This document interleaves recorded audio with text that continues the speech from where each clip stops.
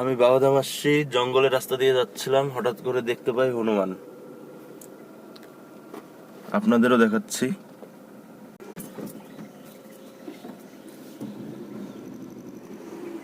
ওই যে আরেক, আমি ভেবেছিলাম একটাই হনুমান, কিন্তু অনেকগুলো হনুমান আছে এখানে।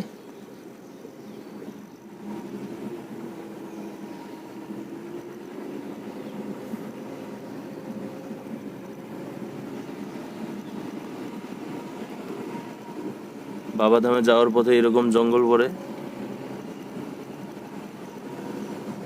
ভয়ানক জঙ্গল, গভীর জঙ্গল।